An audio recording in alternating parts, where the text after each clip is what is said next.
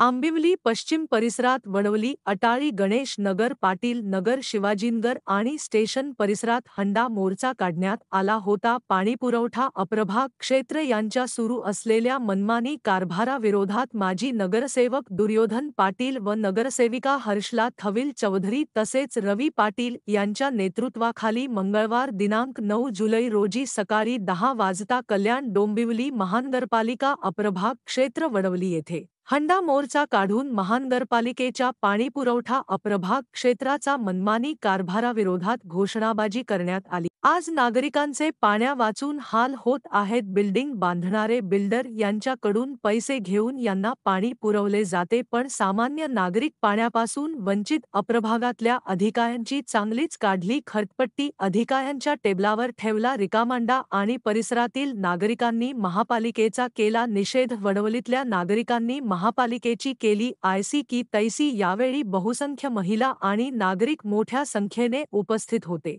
रवींद्र जाधव, आंबिवली।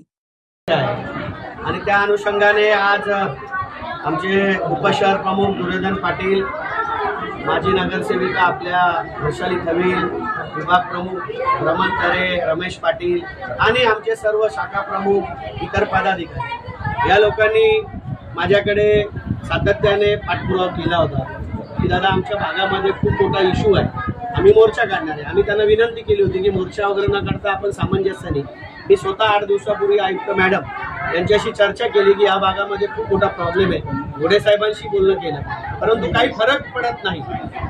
त्याच्यामुळे नाईलाज असता दुर्योधन पाटील यांनी हा मोर्चा या ठिकाणी त्यांच्या नेतृत्वाखाली या ठिकाणी काढलेला आहे। आणि आज घोडे साहेबांनी आम्हाला आश्वासन दिलंय की उद्यापासून पाण्याचा जो काही प्रश्न आहे तो कमी प्रमाणात कसा होईल याच्यासाठी आमचं नियोजन असेल, अशा पद्धतीचं त्यांनी आम्हाला आश्वासन दिलेलं आहे। राज्यात ही अन्यायाविरुद्ध लढणारी संघटना आहे आणि सत्ता जरी असली तरी शेवटी अधिकारी प्रशासनाचा निषेध करण्यासाठी आम्ही या ठिकाणी आलेलो आहोत। आम्ही सत्ताधारी आहे म्हणून काय आम्ही लोकांचे प्रश्न सोडवायचे नाहीत का? तो अधिकार आहे आमचा। आणि शिवसेना ही नेहमी लोकांचे प्रश्न सोडवण्यासाठी उभी असलेली संघटना खूप जुनं आहे, त्यातले पंप पण जुने। तर या आठवड्यामध्ये आम्ही नवीन पंप बसवणार आहोत आणि ज्या वाल्वांची तक्रार असेल त्याच्यावर आम्ही नक्की कारवाई करू, त्याच्या बदल्या करू। पण यांचा प्रॉब्लेम आता 1-2-3 दिवसामध्ये आम्ही पूर्णपणे सोडवण्याचा प्रयत्न करणार आहोत।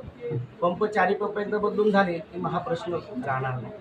आम्ही त्याची चौकशी करू आणि त्यांना सोबत मी खूप नोटीस देऊन असं पुन्हा घडणार नाही याबाबत दक्षता घेऊ।